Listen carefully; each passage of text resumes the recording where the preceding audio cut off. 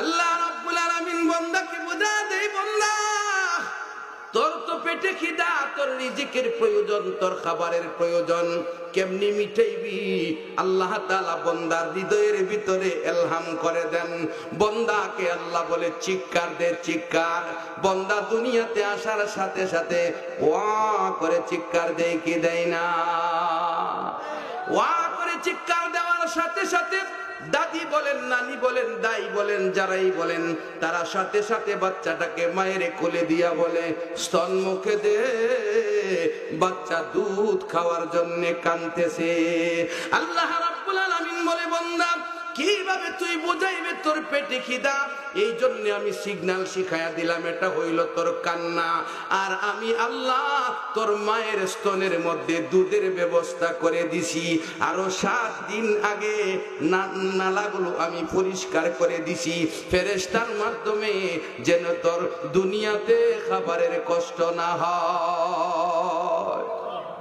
এই পৃথিবীতে আসার আগে যিনি খাবারের ব্যবস্থা করে দিয়েছেন, এই দুনিয়াতে আসার পরে খাবারের সিগন্যাল যিনি শিখাইয়া দিয়েছেন, এই দুনিয়াতে আসার পরে বিভিন্ন সুবিধা বোঝানোর জন্য সিগন্যাল যেই খোদা শিখাইয়া দিয়েছেন, উনি হলেন রব।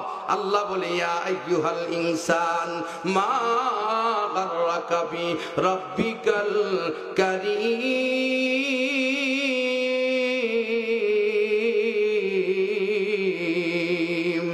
এত দয়ালু, এত মায়াবান রব থেকে তোকে কে ধোঁকা দিয়া নিয়ে গেল?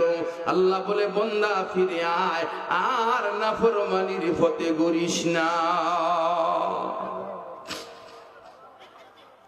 এখন দুধটা করতে কে আয়? রব যে রব। আমরা কি চিলি কই তোর আমি ভালি, তুমি কি ভালো? তোমার কেটা ভালে? তোমার কে ভালে? আল্লাহ রাব্বুল আলামিন দুধ কোথায় তৈরি করে একটু জানা দরকার আছে না নাই? মা খাবার খায়, খাবারটা পেটের ভিতরে যায়, খাবারটা হজম হইয়া পায়খানার থলিতে ঢুকে কি ঢুকে না? লালন পালনের দায়িত্ব আসলে নিছে কেডা? আল্লাহ। যেরকম কে নিছে? কিন্তু পেশাব পায়খানা পরিষ্কার করা, পেটে খিদা লাগছে ওয়া, পেটে ব্যথা করে ওয়া, ঠান্ডা লাগছে ওয়া, পেশাব করে দিছে, নিচে পানি হচ্ছে, এখন পেশাবের তার ঠান্ডা ঠান্ডা ভাব খারাপ লাগতেছে, এখন কোয়া। এই সিগন্যালটা শিখাইছে কেডা? আল্লাহ। আমরারে আল্লাহ দুনিয়াতে আসার পরে প্রথম মায়ের স্তনের দরকার, কারণ মায়ের পেটে থাকতে মায়ের হায়েজের রক্তগুলো বাচ্চার খাবার হিসাবে আল্লাহ ব্যবহার করেন। জোরে কন্যা সুবহানাল্লাহ। এই হায়েজের রক্তটা মায়ের জরায়ু থেকে একটা 5 ফিটিং দিয়ে, এটারে আমরা নার বলি, নার ফিটিং দিয়া বাচ্চার পেটের ভিতরে দিয়া দেয়। ওই আমরা এখানে আল্লাহ ইচ্ছা করলে এই নারটা মুখে দিয়া দিত, পারতো না? মুখ দিয়া দিছে না কেরে? উনি রব। এই কারণে কি কথাটা বুঝাইতে হইব, বুঝতে হইলে মন দিয়া শুনতে হইব। মায়ের মাসিকের রক্তটা ভাগ না না ভাগ? আর জোরে কল, কেমন না পাক? এই রক্তটা শরীর থেকে বাইরে হওয়ার সময় নামাজ পড়া নিষেধ, রোজা রাখা, হজ করা, কথা কয় না নিষেধ, কোরআন পড়া। এমন না পাক একটা রক্ত বাচ্চার মুখ দিয়া আল্লাহ ঢুকাইবে, আল্লাহ তাআলা পছন্দ করে না। আল্লাহ বলে, বান্দা তোকে আমি আল্লাহ মায়া করে মহব্বত করে এই পচা নাপাক রক্তটাকে মুখের দিয়া ঢুকাইলাম না, মুখের দিক দিয়া ঢুকাইলাম না, কারণ মুখটা আমি আল্লাহ পবিত্র রেখে দেয় আমি আল্লাহর নামের জিকির করার জন্যে। বিকল্প ব্যবস্থা করছি, বাইপাস। মায়ের জরায়ু থেকে তোর নাভির সাথে ফিটিং দিছি, এদিক দিয়া ঢুকবো, শক্তিটা পাইবি, চলতে থাকবে, কিন্তু মুখটা ফাঁক রাখলাম। উনি রব্বে কারিম, উনি হইল রব্বে কারিম। এখন দুনিয়াতে আসার পরে আল্লাহ কয়, তুই যে দুনিয়াতে আইছত এর ভিতরে তো ফুটা ফুটা রক্ত যাইতো, তুই খায়া শক্তি পাইতে। দুনিয়ার যে আসছো বন্দা, তোমার তো পেটে খিদা লেগে গেছে, কারণ এই রাস্তাটা অতিক্রম করে আইতে দায়ের কাজ অথবা ডাক্তারের ইনজেকশন অথবা সিজার, এর ভিতরে তোমার কিন্তু পেটে খিদা লাগা। আল্লাহ রাব্বুল আলামিন বান্দাকে বুঝা দেই, বান্দা তোর তো পেটে খিদা, তোর রিজিকের প্রয়োজন, তোর খাবারের প্রয়োজন, কেমনি মিটাইবি? আল্লাহ তাআলা বান্দার হৃদয়ের ভিতরে ইলহাম করে দেন। বান্দাকে আল্লাহ বলে চিৎকার দে, চিৎকার। বান্দা দুনিয়াতে আসার সাথে সাথে ওয়া করে চিৎকার দেয় কি দেয় না? ওয়া করে চিৎকার দেওয়ার সাথে সাথে দাদি বলেন, নানি বলেন, দাই বলেন, যারাই বলেন, তারা সাথে সাথে বাচ্চাটাকে মায়ের কোলে দিয়া বলে স্তন মুখে দে। বাচ্চা দুধ খাওয়ার জন্য কাঁদতেছে। আল্লাহ রাব্বুল আলামিন বলে, বান্দা কিভাবে তুই বুঝাইবে তোর পেটে খিদা? এই জন্য আমি সিগন্যাল শিখাইয়া দিলাম, এটা হইল তোর কান্না। আর আমি আল্লাহ তোর মায়ের স্তনের মধ্যে দুধের ব্যবস্থা করে দিছি। আরো 7 দিন আগে নালাগুলো আমি পরিষ্কার করে দিছি ফেরেশতার মাধ্যমে, যেন তোর দুনিয়াতে খাবারের কষ্ট না হয়। এই পৃথিবীতে আসার আগে যিনি খাবারের ব্যবস্থা করে দিয়েছেন, এই দুনিয়াতে আসার পরে খাবারের সিগন্যাল যিনি শিখাইয়া দিয়েছেন, এই দুনিয়াতে আসার পরে বিভিন্ন সুবিধা বোঝানোর জন্য সিগন্যাল যেই খোদা শিখাইয়া দিয়েছেন, উনি হলেন রব। আল্লাহ বলে, ইয়া আইয়ুহাল ইনসান মা গাররাকা বি রাব্বিকাল কারীম।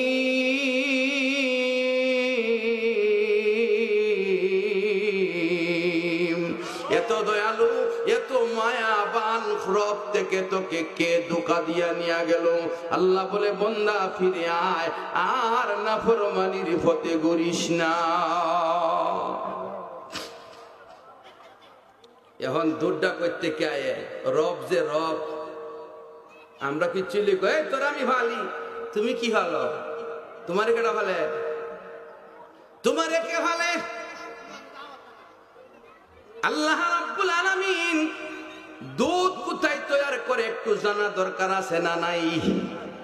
মা খাবার খায়, খাবারটা পেটের ভিতরে যায়, খাবারটা হজম হইয়া পায়খানার থলিতে ঢুকে কি ঢুকে না? ওই খাবারটা পায়খানার থলির কাছে যায়, খাবারটা হজম হওয়ার কারণে খাবার থেকে একটা তেলাক্ত জিনিস তৈলের মতো, দুধের স্বরের মতো তৈরি হয়।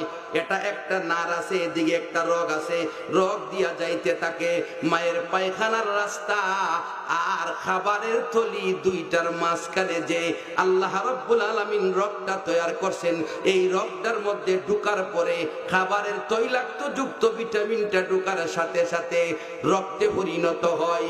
ওই রক্তটা থাকে লাল, লাল দুধ কেউ খাবে না, রক্ত খাওয়া হালাল না। এই জন্য আল্লাহ বলে, বান্দা তোর এই রক্তটাকে আমি আল্লাহ তোর মায়ের পেটের ভিতরে পায়খানার থলি আর খাবারের থলির মাঝখানে রক্তটাকে দিলাম। ওই রক্তের ভিতরে 2 কাজ মুহূর্তের ভিতরে রক্তে পরিণত হয়। একটু ফাঁস হওয়ার সাথে সাথে রক্তটাকে সাদা বানায়া দুধ বানায়া দেয়। আল্লাহ রাব্বুল আলামিন বলে, মিন বাইনি দামিন ওয়া ফারসিন লাবানান খালিসা সাইগাল লিশারিবিন।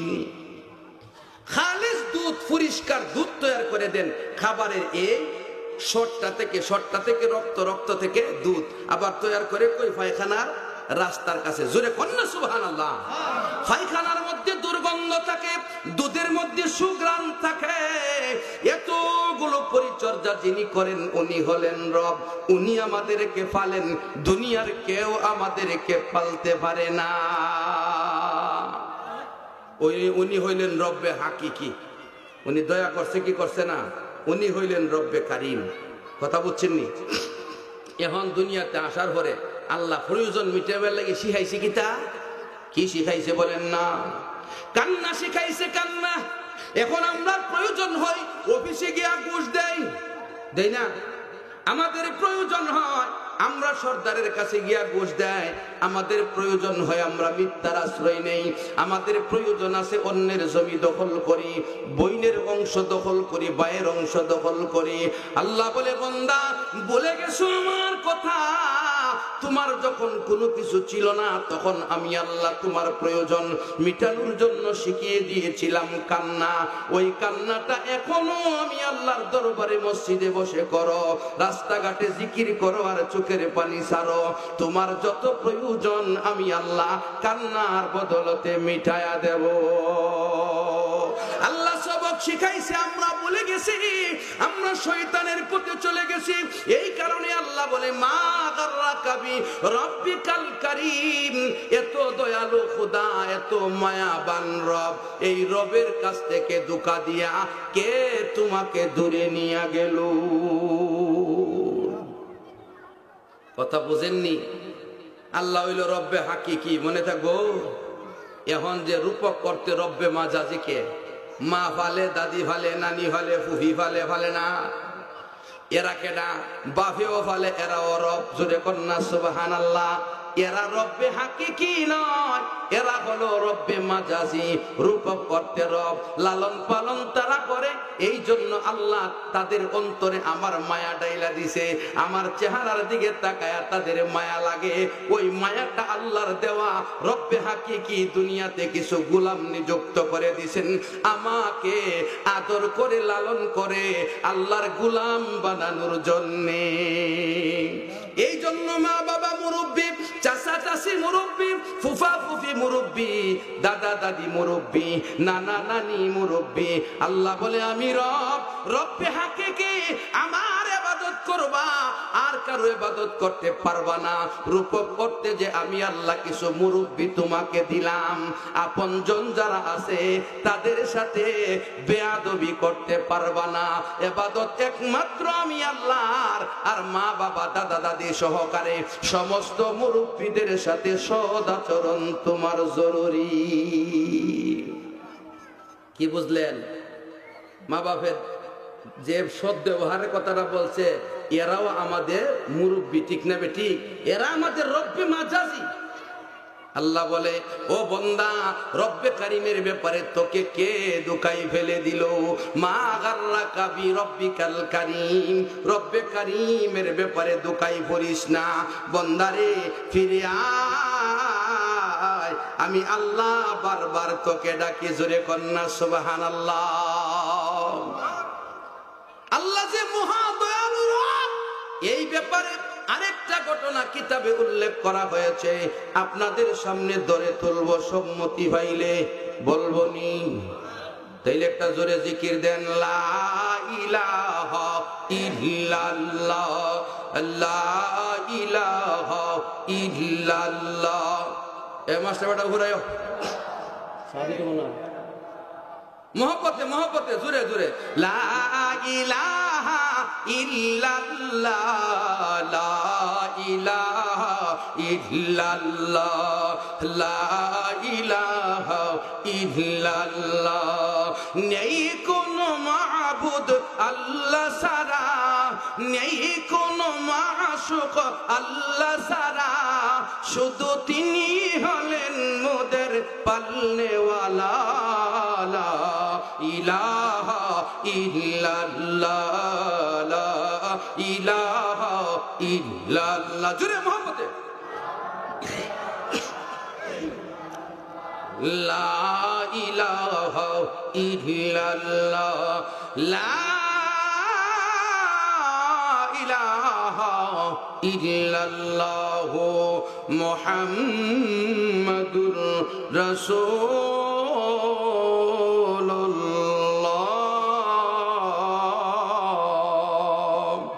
সাল্লাল্লাহু আলাইহি ওয়াসাল্লাম। আল্লাহ যে রব্বে কারিম, রবের আংশিক ব্যাখ্যা দিলাম, দুই প্রকার রব বুঝাইলাম। এখন আয়েন আল্লাহ যে কারিম, কারিমের অর্থ দয়ালু। কেমন দয়া আল্লাহ করেন? ইমাম ফখরুদ্দিন রাজি রাহমাতুল্লাহি আলাইহি তাফসীরে কাবীরের মধ্যে একটা ঘটনা লেখছেন। হযরত হাসান বসরি রাহমাতুল্লাহ আলাইহি, উনি নদীর ধারে ঘুরতেছেন, সাগরের ধারে। তে আল্লাহওয়ালারা এত বেশি বড় বাড়ি ঘর বানায়া বয় না, এরা নীরবে নির্জনে ইবাদত করে। হাসান বসরি তাকায় দেখে নদীর ধারে একটা বিচ্ছু দূর থেকে দৌড়ায় আসতেছে। মরুভূমির বিচ্ছুগুলো বড় হয় ছাগলের মতো, ছাগলের শুধু বাচ্চা আছে না, বাচ্চার মতো, ঠ্যাংগুলি বড় বড়, গাড়ির মতো দৌড়াইতে পারে। যারা সৌদি গেছেন, কাতার, দুবাই গেছেন, তারা মনে হয় দেখতে পারে। বিচ্ছু আমি আঘাত লম্বা ভাবের বিচ্ছু দেখছি, এত স্পিডে দৌড়ায় দেখা জানা। তো বিচ্ছু একটা দৌড়ায় আসতেছে। হাসান বসরি কো ভালারি বিচ্ছু তো যাইব শুকনার দিকে, বিচ্ছু পানির দিকে একে উল্টা না জিনিসটা। আল্লাহর বলি আমি দেখ কেন চিন্তা করিয়া তাকায় রয়েছে। বিচ্ছুটা দৌড়ায় পানির পারে এসে দাঁড়াইছে। ওই সাগরের মাছ থেকে সাঁতরাইতে সাঁতরাইতে একটা কচ্ছপ আসছে। কচ্ছপ আমরা দেশের ভাষায় কাট্টা, কি বলে সিলিটারা কাট্টা, ফাট্টা, কথা বুঝছেন না? কাঠটা কিন্তু বুড়া হইলে অনেক বড়, দেখছেন না? কাঠটা খাইতে খাইতে বড় হয়েছে চিটাগাং। ওই যে বাইজিদ বুস্তামির নামে যে মাজারদের রাখছে, ওই মাজারের হইল, এরা কইতা বলে জিন মানুষ না, মানে তিলিশপতির 12 জাতের কথা কয়ে এখানে দর্শক জমানো আর মাজারের ব্যবসা সাঙ্গা করা, জোরে কোন উদ্দেশ্য ঠিক না? আমরা আবার এই দুকাই করি না, কোরআন হাদিস দিয়া মাফি। এখন আয়েন হাসান বসরি কো আমি দেখলাম কাট্টাটা আইছে আর বিচ্ছুটা কাট্টার উপরে ফাল দিয়ে উঠছে, জোরে কন্যা সুবহানাল্লাহ। দুইটা প্রাণী দুই জায়গার বিপরীত দিকের, কাট্টাটা সাঁতরাইতে সাঁতরাইতে যাইতেছে। হাসান বসরি কো এখানে কোনো কারণ আছে, আমার দেখতে হবে। হাসান বসরি পিছন দিক থেকে সাঁতরাইতে শুরু করলো।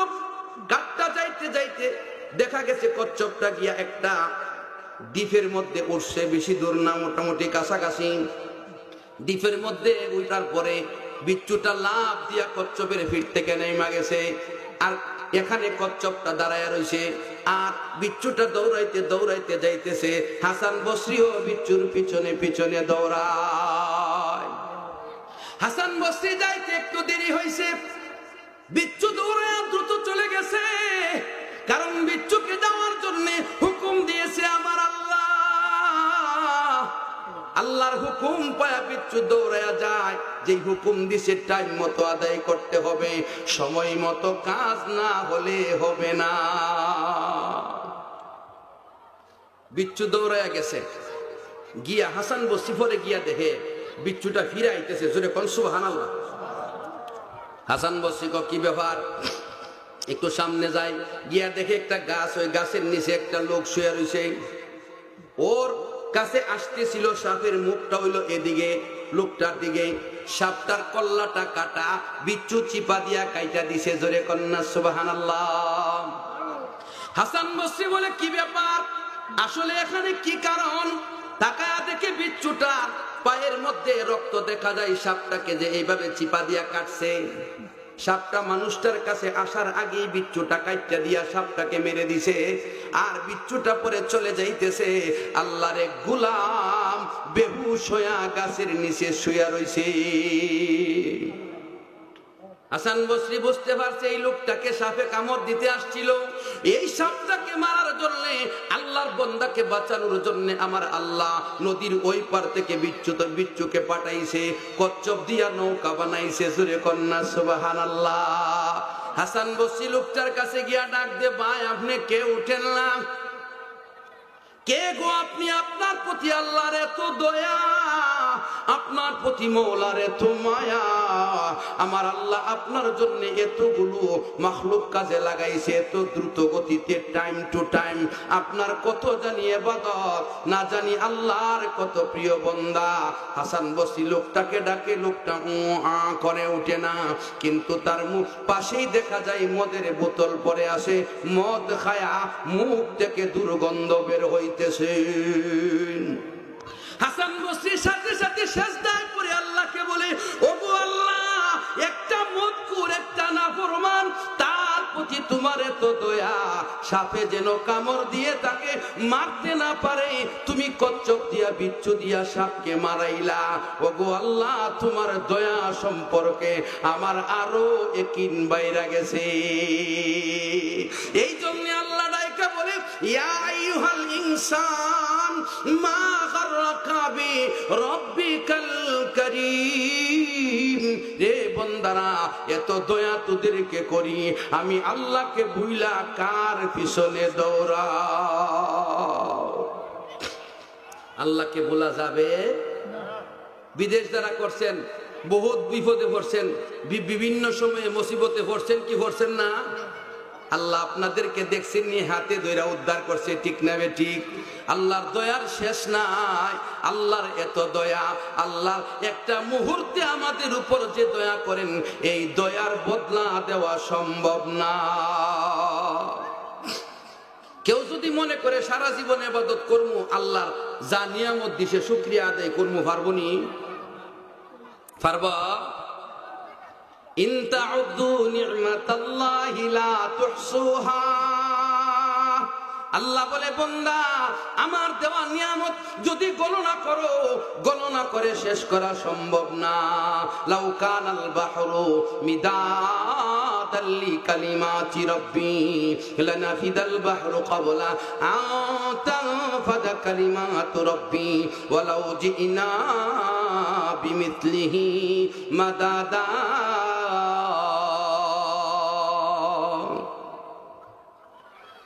আরেকটা ঘটনা বলবো, শুনতে রাজি আছে? অসুবিধা হইতেছে? কিছু অসুবিধা আছে, ওই আওয়াজ দেয়, ঠিক না? এই জন্য আগামীতে আওয়াজ টাওয়াজ দূরে ফিতা দিয়ে বের দিবেন যে এর বাহিরে দোকান, ভিতরে কোনো দোকান চলবে না। জোরে কোন ঠিক কিনা? দেখেন, আল্লাহর এক বান্দা কিছু মানুষকে নিয়ে সমুদ্র হতে যাত্রা করছে। এটাও তাফসীরের কিতাবের ঘটনা। সমুদ্র হতে যাত্রা করার পরে এমন বড় তুফান দেখা দিছে, তাদের জাহাজটা ডুবে গেছে। জাহাজ যখন ডুবে গেছে, সব মানুষ মরে গেছে। কাহা ঘুরাই নাই নাই, ওই তো না, আমি কইছি আপনি আইন না। আচ্ছা কোসেন বেড়া আমার বাপের সাথে, এ বেড়া নিচে বইয়া থাকলে আমি কথা কইতে রি। হ্যাঁ, একটা হিসাব আছে না? কার দেখা তো তুমি বুঝতে দাও। তো যে কথাটা বলতেছিলাম, জাহাজ দিয়ে তারা যাইতেছিল, সাগর ভ্রমণ করতেছিল, জাহাজ ডুবে গেছে। জাহাজের তক্তাগুলো ভেঙ্গে ভেঙ্গে গেছে।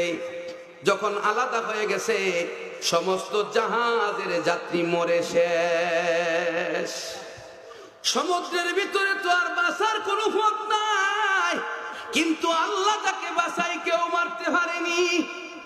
ফানিরও হুকুম নাই, আল্লাহ না মারলে মারার। আগুনেরও ক্ষমতা নাই, আল্লাহ না মারলে মারার। জোরে কোন ঠিক কিনা? ও ভাই, হাসান বসরি রহমাতুল্লাহি আলাইহির ঘটনা যেমন, ওই জাহাজের যাত্রীর ঘটনাটাও এমন। জাহাজ ডুবে সব মানুষ মরে গেছে। একটা যুবক একটা তক্তা পাইছে, ভাইয়া এই সাগরের লুনা ভানির মধ্যে ভেট ফুলে গেছে, তক্তার মধ্যে কোন রকম আঞ্জা দিয়ে ধরছে। ধরার পরে আস্তে আস্তে আস্তে আস্তে 3 দিন পরে কি করছে, নদীর ধারে আয়া একটা দ্বীপের মধ্যে, মাঝখানে দ্বীপের মধ্যে ভিড়ছে। রৌদ্রের তাপ পড়ছে, আস্তে আস্তে তার চোখ খুলছে, চেতন ফিরে আসছে। রৌদ্রের মধ্যে শক্তি আছে, আছে না নাই? অনেক মুরব্বীরা আছে, কোমরে ব্যথা, আরে ব্যথা, ভাইয়ে ব্যথা, ব্যথা করে রোদে না গেলে। আমরা ডাক্তার জিগাইন, ভিটামিন ডি হইল রৌদ্রের মধ্যে, এই জন্য মুরব্বীরে গোসল করে রৌদ্রে বয়া সরিষার তেল দিবেন। এই তেল দেওয়েন না, মানুষ এখন খুব কম। জোরে কোন ঠিক কিনা? আই রে, বুড়া কালে বউ মরেছে গা, বিয়াও করছে না, হুতের বয়ে ফালবো, গুড়ার ডিম ফালবো। তোমার ক্ষেত আছে, জায়গা আছে, তোমার খেদমত কে করবো? তুমি বাড়ির লোক কিনা ন। জোরে কোন ঠিক কিনা? এরা কি খাইবো, কি ফিনবো, ব্যবস্থা কে করবো? আর জোরে কোন কে করবো? এরা এরার জান বাইরে খাইবো। আপনি এরার বেশি খেত দিতেন গিয়া নিজের খেদমতের দিকে চাইলেন না। আর বুড়া কালে হইরা হইরা পেশাব পায়খানা ইহা নই, হুতের বউ কুদ্দুর করলে 100 আঙ্গুল বাদ দিব। যখন ঠিক কিনা? খুব সাবধান, নিজের চিন্তা নিজে করেন। চাচা, আপনার জান বাঁচা। যখন ঠিক কিনা? ও আমার ভাইয়ারা, একটু লক্ষ্য করে দেখুন, লোকটার যখন রোদের তাপ পড়ার পরে ভিটামিন শরীরে ঢুকছে, তার শরীরের মধ্যে দেখা গেছে একটা চেতন ফিরে আসছে। সব ফিরায়া দেখে আমি দিয়াছি একটা দ্বীপের মধ্যে, সাথীরা নাই, সব শেষ হয়ে গেছে। তারপরে মনে পড়ছে যে আমরা জাহাজ আমাদের ডুবে গিয়েছিল। জুরে জুরে কন্যা সুবহানাল্লাহ। ওই দ্বীপের মধ্যে বেড়া চিন্তা করছে, আই রে আমার তো এখানে কেউ নাই, কি করব? এই লোকটা সাথে সাথে ওইটা নিজের কিছু সামলায়া সুন্দর করে পরনের যে ভিজা কাপড় ছিল ওই কাপড়গুলো শুকায়া গেছে রোদের তাপে, আল্লাহ পাকের ইবাদতে লিপ্ত হয়ে গেছে। যদি দুনিয়ার কেউ জানতে পারে হয়তো উদ্ধার হতে পারি, না পারলে আল্লাহর গোলামি করে মরে যায়। গোলামের মরণে কষ্ট নাই, জোরে কোন ঠিক কিনা? লোকটা এমত অবস্থায় সে দ্বীপের মধ্যে ইবাদত করতেছে, হঠাৎ করে তাকায়া দেখে একটা কোথায় যে থেকে জানি একটা জুফরি পাতা টাতা মিলায়া গাছের ডাল ডুল মিলায়া বাইসা আসছে, ওইগুলো দিয়া ছোট ছোট কইরা ডাল দিয়ে একটা জুফরি বানায়া ইটার ভিতরে বয়া থাকে আর ইবাদত করে। তা আমরা দেখছি না আগে যে খেত দেয়া বাপসা খোলা দিয়া গেছে, আর আমরা দান চুরি করে নিয়া গোলাম আলীর বাইক দিয়ে মজা খাইছি না, খাইছি না। কিতা করতাম রাত খেলা ঘুমাইবে লাগি, তুহন যদি মেঘ যদি বাপসা কইছে দিনটা ডাকতেছে সাবধানে তাহিস, কিন্তু তারা একটা উড়াও চিল্লাচি হতে দিত রাজি। কিমন কিপটা আসে দেখছি, দুইটা কাইটা দিয়া দিব দিছে না।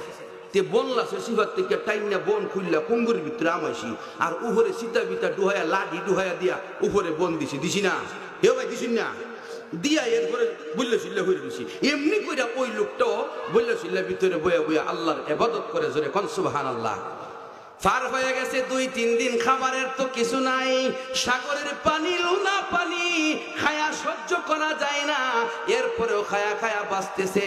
কিছুদিন পরে আল্লাহ রাব্বুল আলামিন জিব্রাইলকে বললেন, জিব্রাইল আমার বান্দা মুসিবত থেকে ওইটা আমি আল্লাহকে স্মরণ করছে, আমার বান্দাকে কি উপহার দেব? জিব্রাইল বলে, মওলা আপনার ইচ্ছা আপনি যা দেন।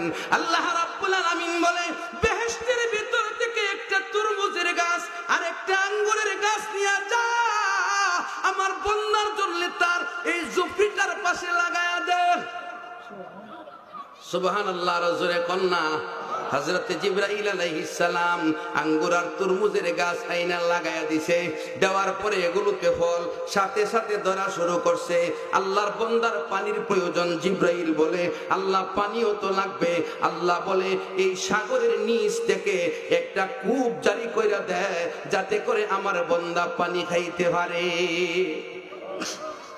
আঙ্গুর ফল খায় আর তরমুজ খায়, গাছ কিন্তু বুড়াও না, মরে না। আর সারাদিন আল্লাহর গোলামি করে করতে করতে তার পার হয়ে গেছে 500 বছর। কত বছর?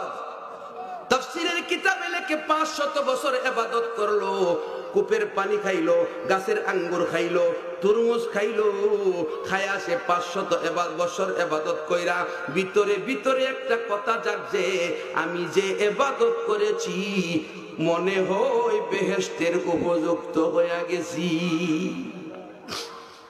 ভিতরের মধ্যে একটা কথা জাগছে, ইবাদত তো কম করছি না। আমরা বেড়াতে 3 চিল্লা দিয়ে আয়া হুজুর দাদারে হুজুর দোয়া কইরো, চিল্লা দিয়েছি আল্লাহ তাআলা আমার সাথে যেন রাহে বুঝাইতেছে। আমরা রহমান হয়ে গেছি, সাদের পিছে করছি, সাদের গু খাইছি, আছে না নাই? এমত অবস্থায় আল্লাহ রাব্বুল আলামিন হুকুম দেয়, রে জিবরাইল আমার বান্দার দিলের খবর আমি আল্লাহ জানি। আমার বান্দার মনের ভিতরে অহংকার এসে গেছে, অহংকারটা মিটাইয়া দিতে হবে। জিবরাইল বলে, আল্লাহ আপনার যা হুকুম বলেন। আল্লাহ বলে, কূপের পানিটা বন্ধ করে দেয়। পানির দরকার হয়েছে, গিয়া দেহে পানি না, আইহা আঙ্গুর আছে, তরমুজও আছে, পানি নাই। এখন আল্লাহর বান্দা পানির অভাবে পড়ছে, ফল খাইলেও কি তার তো পানির প্রয়োজন হয়। আল্লাহর বান্দা পানির অভাবে এই এলাকায় ঘুরতেছে কোথাও পানি পাই না, দ্বীপ অঞ্চল। হঠাৎ করে তাকায় দেখে এক লোক কিছু পানি নিয়ে বৈশা রয়েছে। যেই দ্বীপে 500 বছর মানুষ নাই, পানি নিয়ে বৈশা রয়েছে। ইলা কি আইছে না ভাড়াইছে? কথা বুঝেননি আমার ও বন্ধুরা। এমতো অবস্থায় লোকটার কাছে দৌড়ায় গিয়া কো বাইরে, দ্বীপের মধ্যে পানির পিপাসায় আমার কলিজা ফেটে যায়, এক গ্লাস পানি দাও না। বলে না, পানি তো দিতে পারবো না। বলে দাও না। বলে না, সম্ভব না। বারবার বলার পরে কো তুমি কি চাও, কি দিলে পানি দিবা? কো তুমি তোমার তামাম জিন্দেগির ইবাদত যদি দাও তাহলে আমি তোমাকে এক গ্লাস পানি দেব। এ চিন্তা করলো সারা জিন্দেগির ইবাদত দিয়া লাইলে আমি তো খালি, আচ্ছা অর্ধেক দেই তো জান্ডা বাসাই। কথা বুঝছেন নি? ডাক দিয়া বলে বন্ধু অর্ধেক দেই, অর্ধেক ওই বলি। ঠিক আছে, এক গ্লাস পানি খাও। এক গ্লাস পানি খাইলো, অর্ধেক ইবাদত দেওয়ার ওয়াদা কইরা দিল, আল্লাহ লেখছেনি। এখন আবার পানি চা, কারণ এক গ্লাস পানি তো আর কিছু হয় না, অনেক দিনের পানির পিপাসা। এমত অবস্থায় লোকটা বলে আরো পানি দাও। বলে না, আর পানি দেব না। না, একটু দাও না, পিপাসা তো মিটছে না। তাইলে আরো ইবাদত দিতে হইব, বাকি ইবাদত গুলো দিলে তোমার তামাম জিন্দেগির ইবাদতের বদলতে আরেক গ্লাস পানি দিব। বেটা কো দে তো ইবাদত লিখিয়া জানে বাসে। ইবাদত দান করে দিল 2 গ্লাস পানির বদলতে তামাম জিন্দেগির ইবাদত এখন আর আসেনি। এখন খালি আব্দুল্লাহ জুরে কণ্ঠে কিনা পানি খাইয়া সে আল্লাহর দরবারে সিজদায় পড়ে কান্দে আর বলে, আল্লাহ আমার তো কোনো ইবাদত নাই, খালি হয়ে গেলাম। আল্লাহ বলে, বান্দা 500 বছর পর্যন্ত কূপের পানি কয় গেলাস খাইছো? বান্দা কো আল্লাহ কত খাইছি হিসাব নাই। আল্লাহ বলে, তোমার ইবাদত বেশি নাকি আমি আল্লাহর দয়া বেশি? বান্দা বলে, আল্লাহ বুঝতে পারি না, ভুল করেছি। আল্লাহ বলে, আমার আঙ্গুরের দাম দিবানি? কো কেমনে দিমু? বন্দা বলে, আল্লাহ বলে, বন্দা তুমি আমার তুরমুজের দাম দিবানি? কো আল্লাহ কইতে দিমু। আল্লাহ বলে, এগুলোর সবগুলোর মূল্য পরিশোধ হয়ে যাবে তুমি যদি এগুলো খাইয়া সাথে সাথে বলো আলহামদুলিল্লাহ,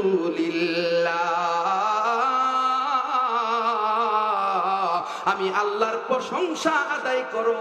আবারও তোমার জন্য